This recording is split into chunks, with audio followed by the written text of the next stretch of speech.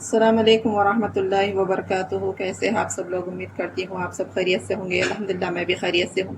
मैं आज गोश्त और कुल्फ़े की भाजी की रेसिपी शेयर करने वाली हूँ।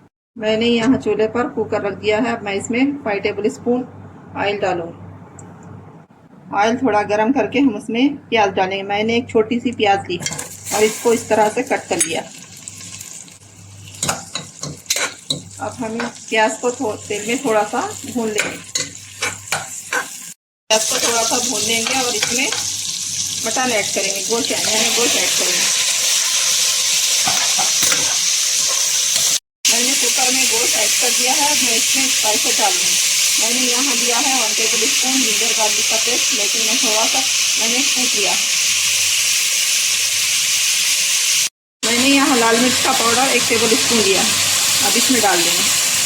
अब यहाँ हम 1/2 टेबल स्पून हल्दी ऐड करेंगे और 1/2 टी स्पून। अब मैं यहाँ ऐड करूँगी 1 टेबल स्पून नमक और मिर्च आप अपने टेस्ट के हिसाब से डाल लीजिए।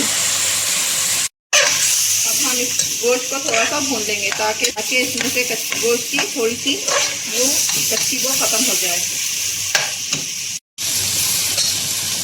अब मैं इसमें 1/2 कप पानी ऐड करूँगी मटन गलाने के लिए।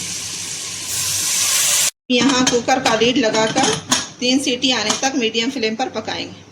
यहाँ 3 सीटियाँ हो चुकी है। मैं ढक्कन खोलकर देखूँगी। देखिए हमारा मटन 80% तक पककर रेडी है। अब मैं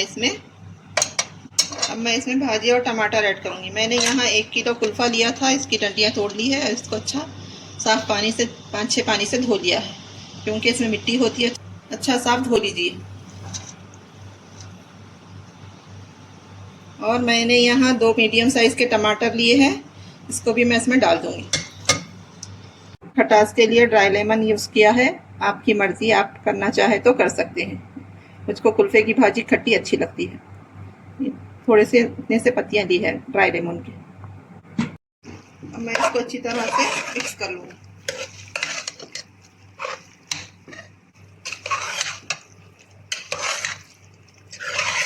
यहाँ हमारा गोश्त 80% तक पक चुका है। अब हमें पानी ऐड करना है। मैं यहाँ इसमें 1 कप पानी ऐड करूँगी। अब हम इसको अच्छी तरह से मिला लेंगे।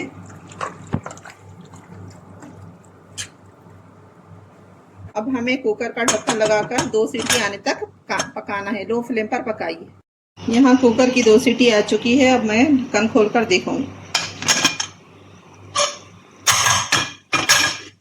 माशाल्लाह माशाल्लाह, ये देखिए हमारा गोश्त, टमाटर और कुल्फ़ा कितनी अच्छी तरह से पक चुका है। सब चीज़ें गल गई। मैंने यहाँ गोश्त 1/2 केजी लिया था बोनलेस। आप चाहे तो गोश्त हड्डी वाला भी ले सकते हैं। हमारा कुल्फ़ा गोश्त बनकर रेडी है। मैं इसको डिश आउट कर लूँगी। हमारा गोश्त कुल्फ़ा बनकर रेडी है। मेरी इस रेसिपी को एक बार ज़रूर ट्राई करिए, आपको बहुत मज़ा आएगा खाने में।